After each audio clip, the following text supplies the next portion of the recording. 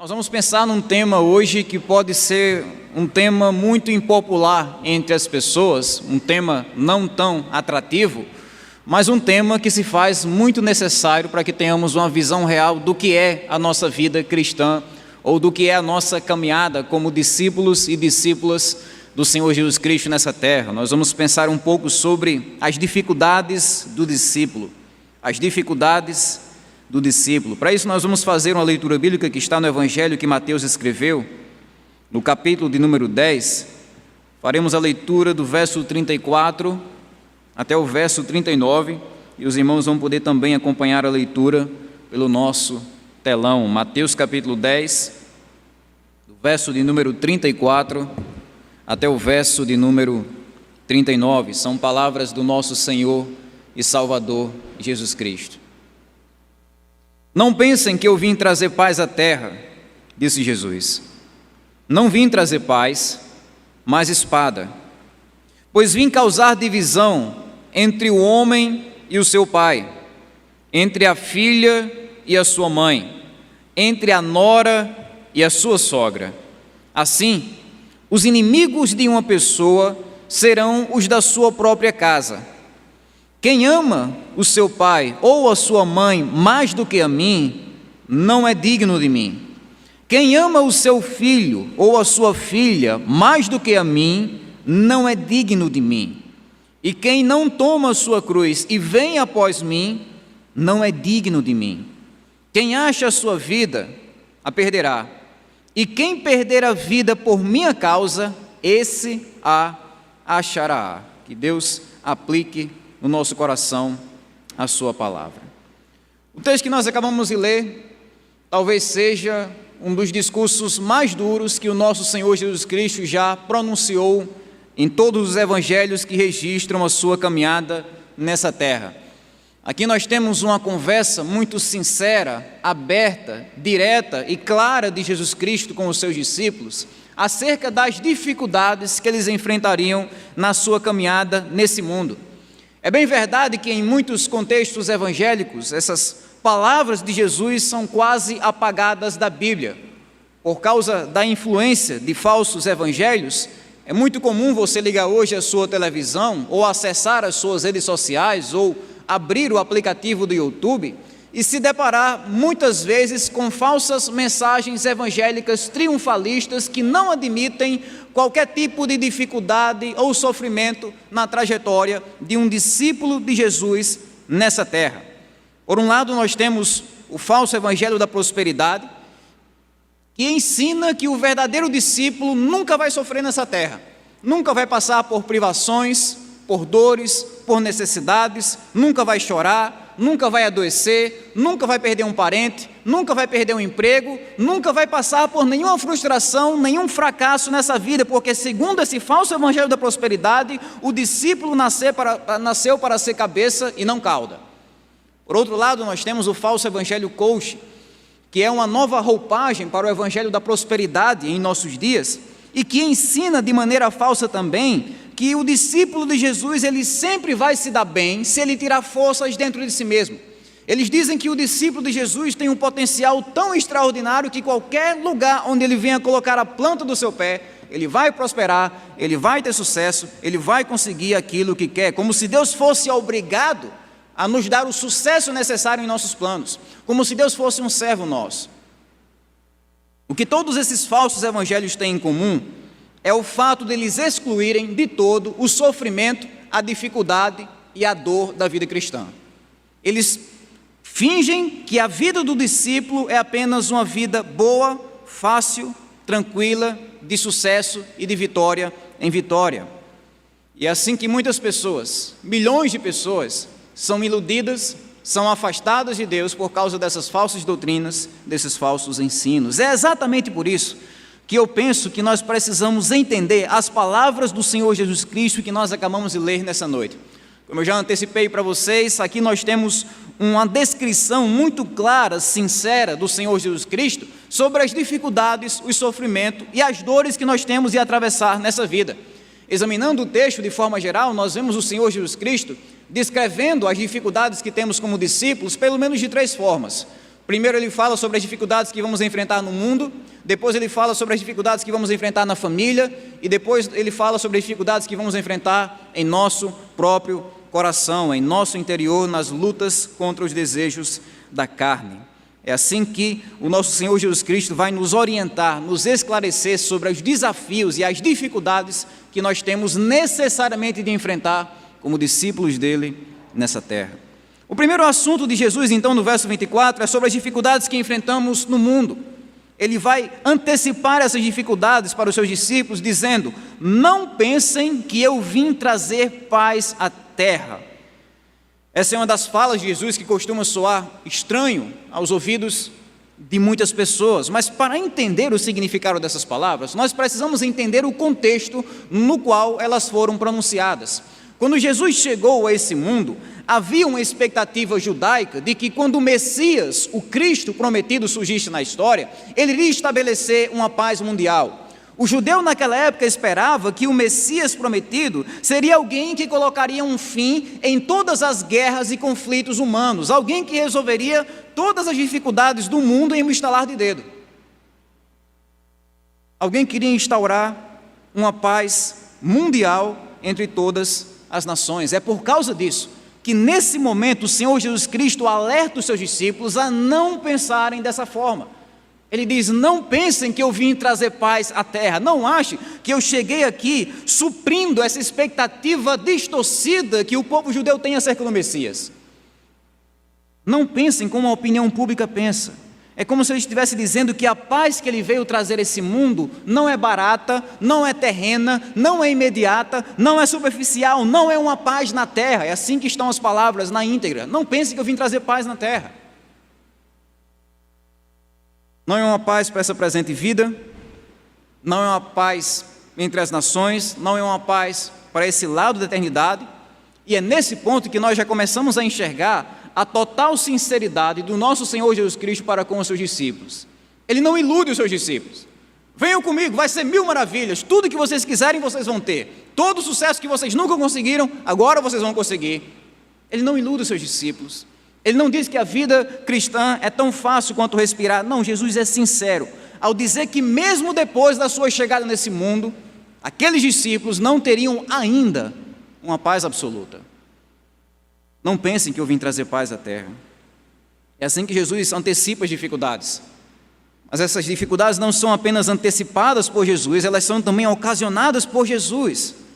O verso 34 ainda diz: não vim trazer paz, mas espada. Em termos bíblicos, a imagem da espada representa guerra, representa divisão, representa conflito. E lendo um pouco o contexto dessa passagem, nós percebemos que é exatamente isso que o Senhor Jesus Cristo tem em mente.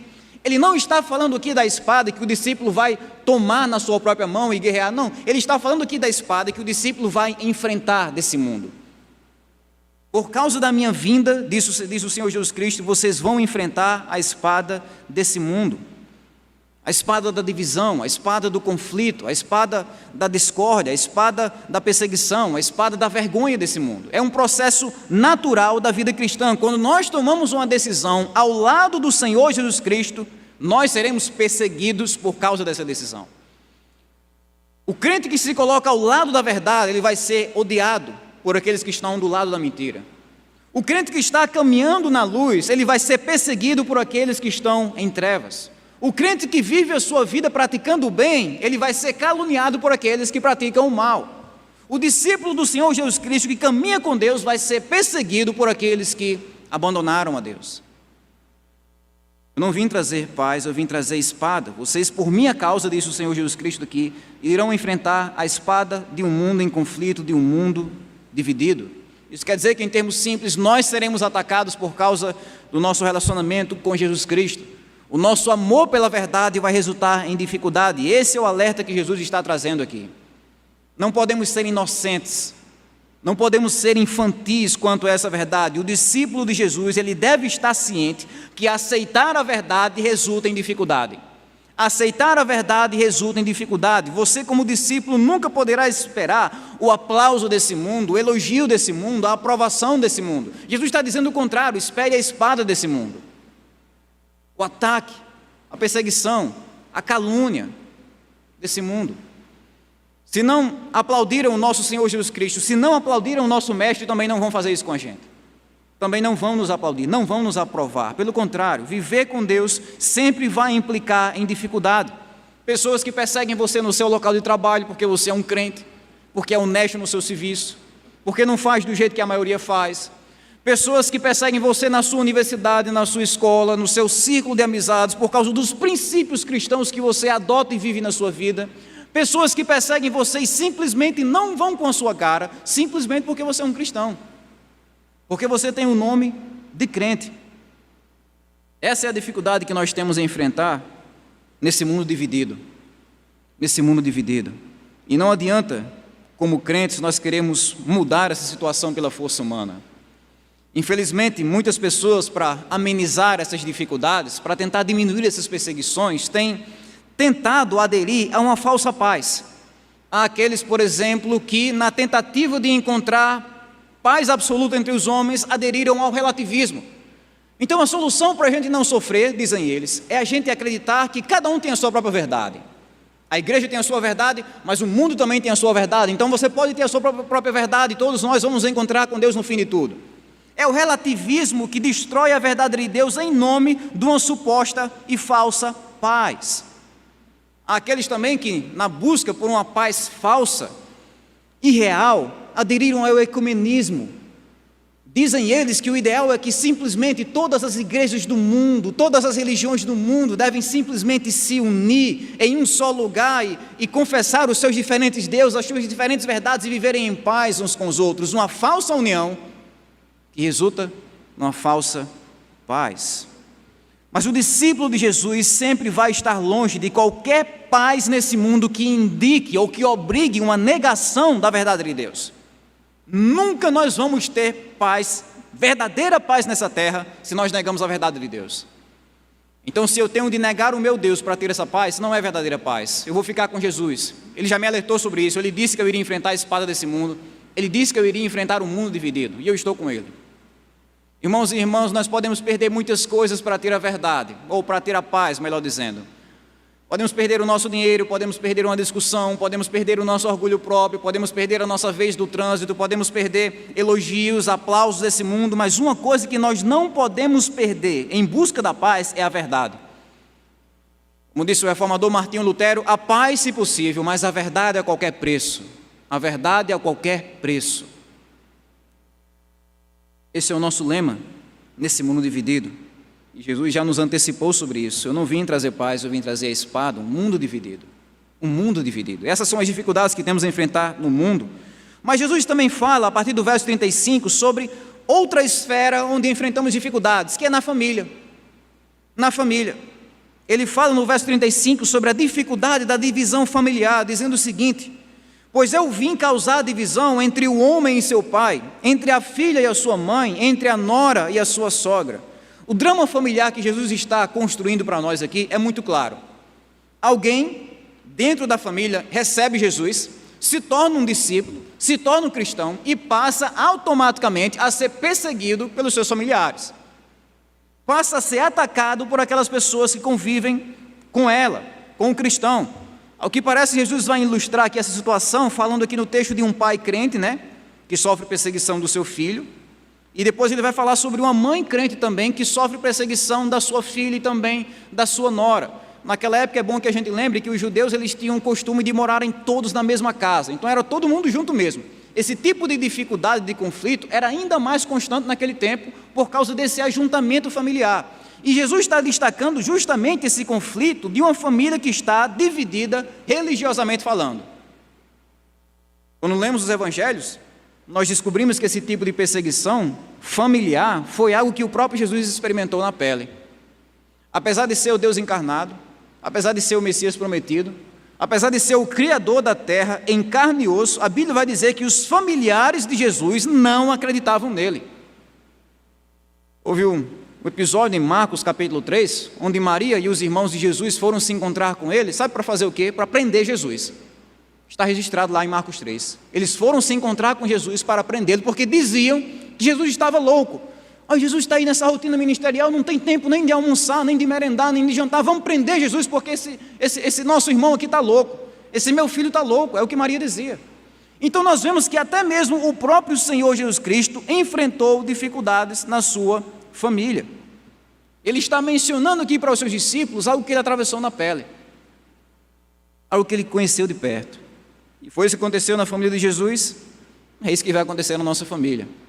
Nós vamos enfrentar dificuldades familiares por causa da nossa fé em Jesus. Prosseguindo no texto, nós vemos que essas divisões familiares resultam na perseguição.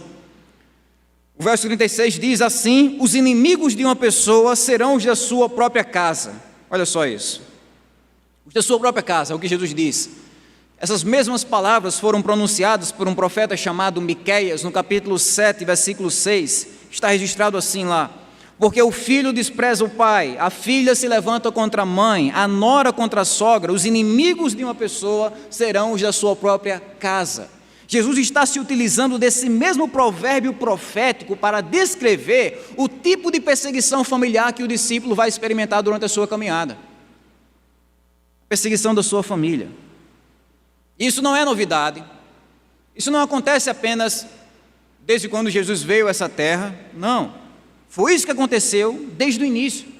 Foi isso que aconteceu com a primeira família que pisou nessa terra. O que aconteceu com aquela família de Adão e Eva? Abel encontrou Deus, Abel amou Deus, serviu Deus, teve fé em Deus e foi odiado, perseguido e assassinado pelo seu próprio irmão, Caim. Desde o início do nosso mundo, esse tipo de perseguição familiar acontece. Em 1 João 3, 12 e 13, esse é o alerta do apóstolo. Caim era maligno e matou seu irmão. E por que o matou? Pergunta o apóstolo João. Porque as suas obras eram más e as do seu irmão eram justas. Aí ele diz assim: irmãos, não se admirem se o mundo odeia vocês. Não se admirem. Não fiquem surpresos, não fiquem espantados se o mundo se levanta contra vocês. Isso pode acontecer até mesmo na sua família, por causa da sua fé. O que todos esses versículos estão dizendo e gritando para nós em uma só voz é que nós, como discípulos de Jesus, precisamos estar preparados para as perseguições em nossa família, as perseguições familiares. Essa é uma das dificuldades mais duras da vida cristã. É uma das dificuldades mais pesadas que o discípulo tem de suportar nesse mundo. Uma coisa é você sofrer perseguição no seu trabalho, sofrer perseguição na sua escola, sofrer perseguição na sua vizinhança. Dá para tirar de letra, tranquilo, de boa, sossegado.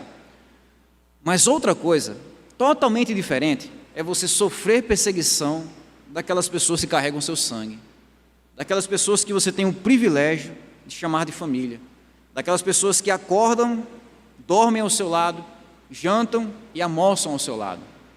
Isso é totalmente diferente. Esse é o tipo de perseguição que machuca. Em teoria, nós sabemos que a família é o nosso ninho, é o lugar onde nós encontramos paz, segurança, conforto, compreensão, carinho, cuidado, amor. Em teoria, é isso. Isso é família. O resto do mundo pode explodir ao nosso redor, mas se estamos lá, em nossa família, nós encontramos tudo isso. É o lugar onde nós se sentimos seguros, abrigados, refugiados. Mas, meus irmãos, quando esse ambiente familiar começa a ser permeado pela perseguição, isso dói na alma, isso machuca o crente, isso apunhala o coração dele. E é isso que tem acontecido na vida de muitos discípulos ao redor do mundo. Na família islâmica, por exemplo, se você recebe Jesus como seu salvador, sabe o que acontece?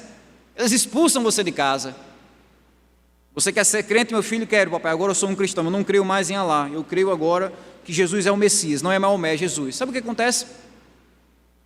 Pode se virar agora, vai embora, você não é mais parte dessa família. Nas famílias judaicas, muitas vezes, muitas delas realizam um funeral quando alguém recebe Jesus como Messias.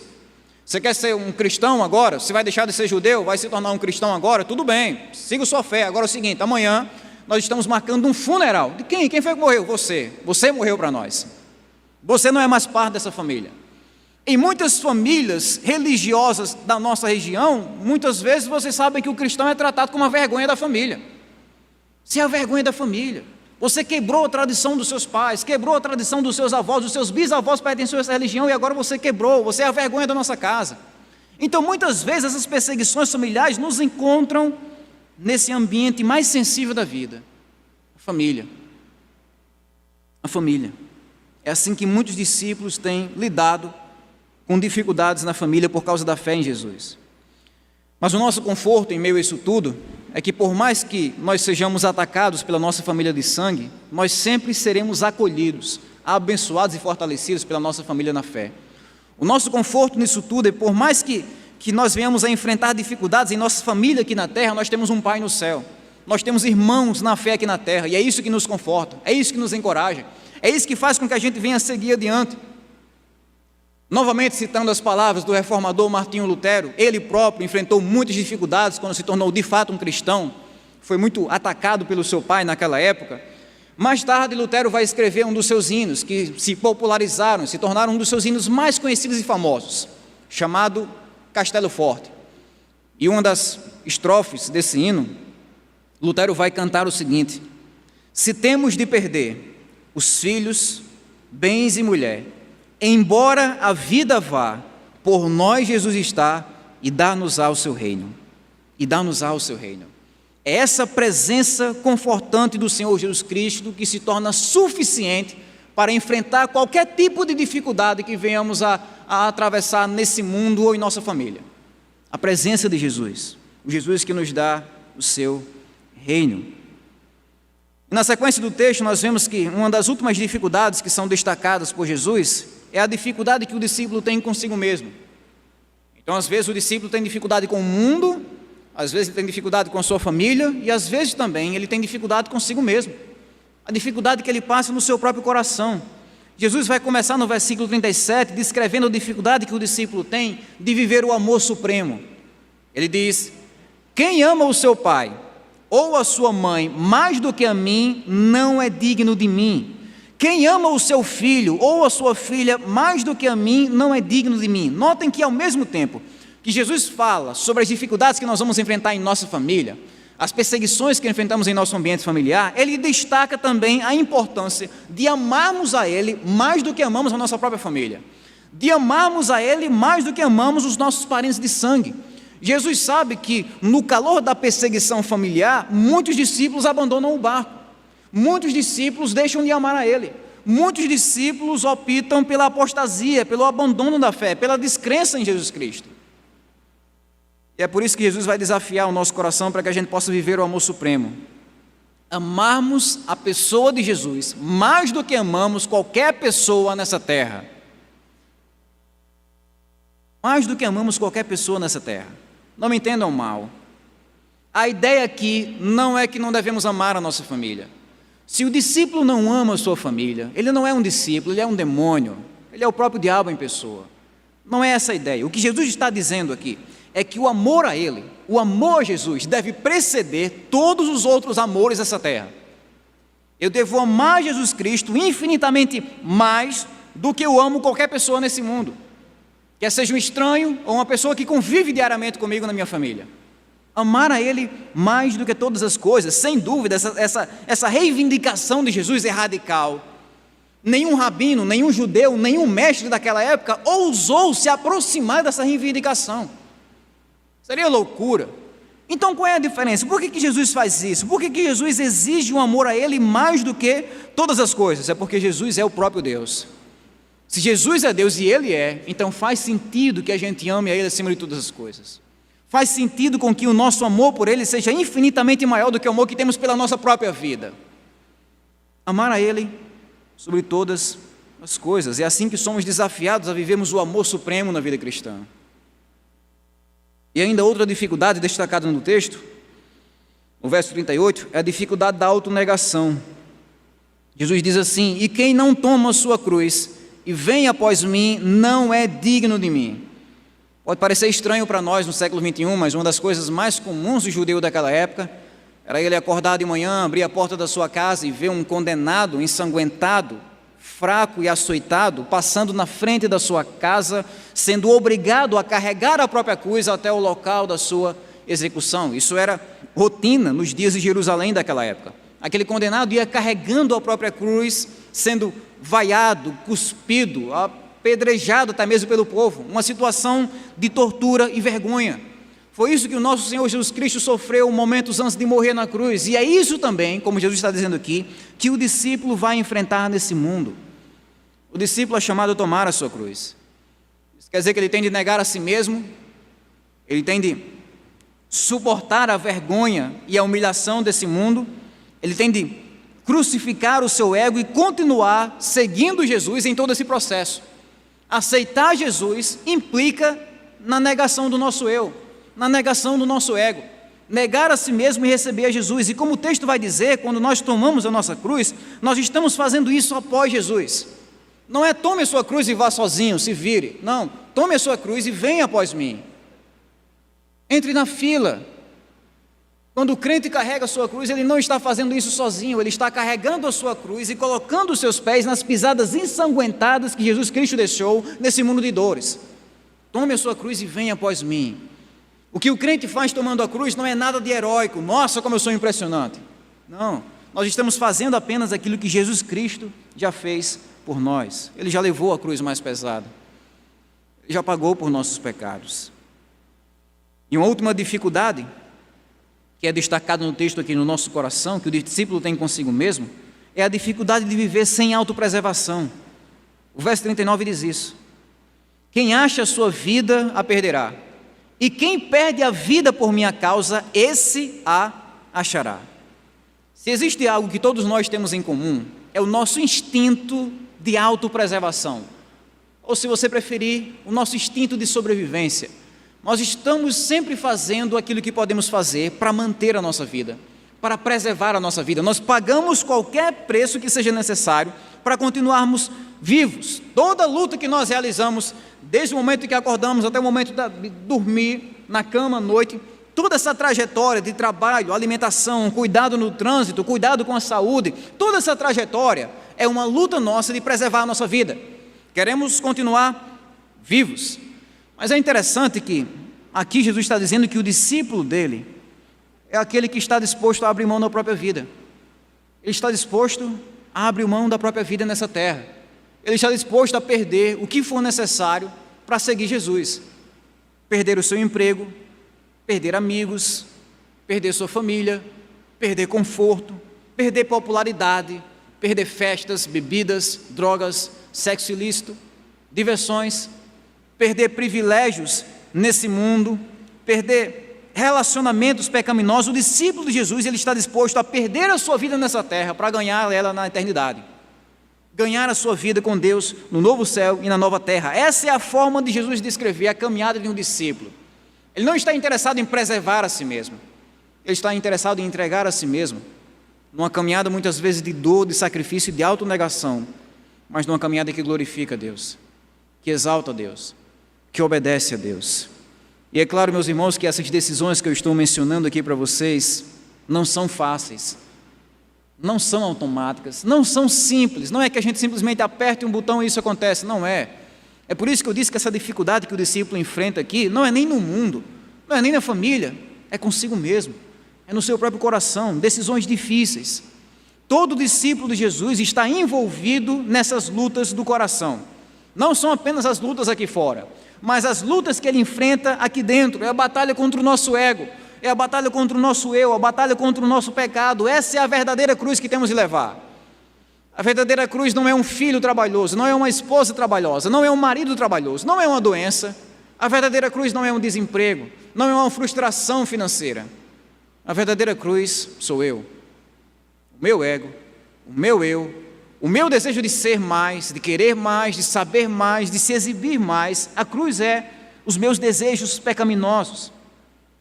São esses desejos que nós precisamos crucificar na nossa caminhada como discípulos. Negue a si mesmo. Mas é importante acrescentar que esse compromisso de morrer para o eu, ele está fundamentado numa promessa de viver para Deus. Eu não queria dizer para vocês que a caminhada é apenas morrer para si mesmo. Não, não é apenas isso. A caminhada é também viver. Viver e viver para Deus. Jesus diz, pois aquele, como está no texto, quem perde a vida por minha causa, esse a achará.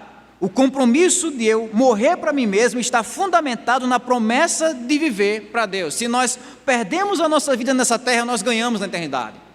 Não há prejuízo nessa caminhada. Há dificuldades, há dor, há lágrimas, há lutas, muitas lutas, mas não há um centavo de prejuízo nessa caminhada. Eu estou perdendo a minha vida nessa terra para ganhar na eternidade. Essa é uma forma de Jesus encorajar o nosso coração. Nós não estamos lutando em vão. Estamos lutando com a certeza da vitória. Nós estamos perdendo nossa vida nessa terra porque já garantimos a nossa vida no céu. Nós estamos abrindo mão dos nossos direitos nesse mundo porque já temos a garantia dos nossos privilégios no céu. Nós estamos deixando todo o pecado para trás porque já temos um relacionamento com Deus. É com essa motivação no nosso coração que nós podemos batalhar contra o pecado no nosso dia a dia. É com essa motivação, é com essa certeza da vida com Deus que nós podemos superar todas as dificuldades que encontramos nesse mundo, na família ou em nós mesmos. Resumindo então, são essas dificuldades que Jesus quer alertar os nossos corações nessa noite. Como discípulo, você vai enfrentar dificuldades nesse mundo. A sua decisão pela verdade, a sua decisão de amar Jesus vai resultar na oposição, na espada de um mundo de mentiras. Jesus vai dizer também que nós iremos enfrentar dificuldades na família. Muitas vezes, por causa do amor a Jesus, nós seremos atacados até mesmo pelas pessoas que carregam o nosso sangue. Aconteceu com Abel, aconteceu com Jesus, acontece com a gente. Jesus também diz em terceiro lugar que as dificuldades que nós enfrentamos são aqui dentro, no coração. A vida com Jesus implica na mortificação dos nossos desejos carnais. Essa é a luta constante que nós trabalhamos, ou que travamos contra o pecado. A luta contra o nosso eu, a luta contra o nosso ego. É com essas verdades em mente que nós podemos prosseguir na nossa vida como discípulos sem se iludir. Prosseguir sem se iludir. As dificuldades são muitas, são variadas, mas em cada uma delas nós temos o amparo e o consolo de Deus. Quando formos rejeitados por esse mundo, seremos aceitos por Deus. Quando formos desprezados pela nossa família aqui na terra, nós teremos a convicção de que temos um Pai no céu e irmãos na fé aqui na terra. E quando perdermos a nossa vida nessa terra, nós teremos a convicção de que a nossa vida já está garantida na eternidade. Essa é a lida, a caminhada, a trajetória e as dificuldades que um verdadeiro discípulo de Jesus enfrenta nos poucos dias que ele tem aqui na terra. A minha oração é que Deus use essas verdades para que de maneira nenhuma nós venhamos a nos iludir na nossa caminhada, que de maneira nenhuma nós venhamos a desistir dessa caminhada, mas que hoje e sempre nós venhamos a perseverar caminhando com o nosso Senhor e Salvador Jesus Cristo.